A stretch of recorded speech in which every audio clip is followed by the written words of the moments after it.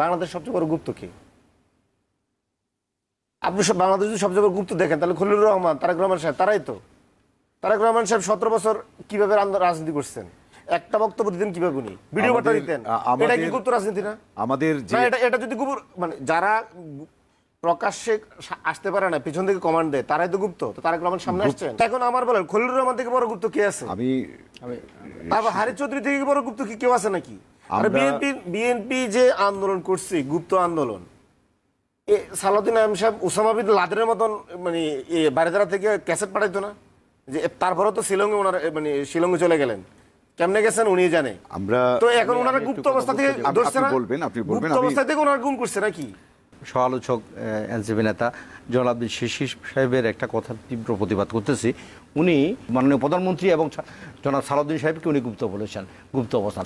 আসলে আপনি গুপ্ত শব্দের শাব্দিক অর্থ এবং ব্যবহারিক অর্থ সবকিছু যদি আপনি বিশ্লেষণ করেন, গুপ্ত হলে আপনি আপনার রূপ, আপনার রং, আপনার অবস্থান, আপনার মত, এগুলোকে আড়াল করে আপনি যখন অন্যের রং ধারণ করবেন, অন্যের শরীরে মিশে যাবেন, অন্যের কাপড়ের নিচে চলে যাবেন, সেটাকে গুপ্ত বলে।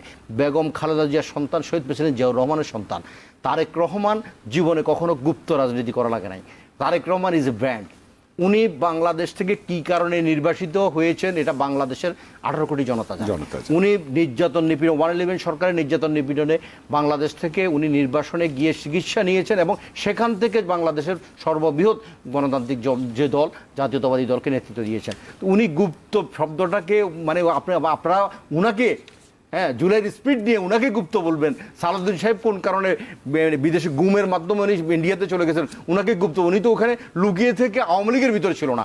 আমাদের কথা হচ্ছে যে আওয়ামী লীগের ফ্যাসিবাদী সংগঠন, যে আওয়ামী লীগের ভিতরে থেকে যারা নিজেদেরকে রেখে ছাত্রলীগ হয়ে এবং আওয়ামী লীগের স্লোগান দিয়ে সাধারণ ছাত্রছাত্রীদেরকে নির্যাতন নিপীড়ন করেছে, তাদেরকে আমরা গুপ্ত বলতেছি। আমরা বলতেছি ওকে গুপ্ত ছিলেন, এখন তো গুপ্ত থাকার কোনো প্রয়োজন নাই। আপনি নিজের খোলস পাল্টান, আপনি চলে আসেন, আপনি সুপ্ত অবস্থা আপনি নিজেকে বলেন যে আমি শিবির করি, আমি এনসিপি করি, আমি ছাত্র শক্তি করি। আমরা যেমন আমাদের ছাত্র সংগঠনের নেতারা বলতে ছাত্রদল করে, ছাত্রদল করার কারণে সে যদি পালিয়ে থাকে, পালিয়ে থাকাটা কেউ গুপ্ত না। আপনি মানে ওই সরকার নির্যাতন নিপীড়ন করে আমাকে রাজনীতি করতে দেন, আমি পালিয়েছিলাম, এটাকে গুপ্ত বলে না। গুপ্ত বলে আপনি যখন অন্য রূপ ধারণ করবেন তাকে।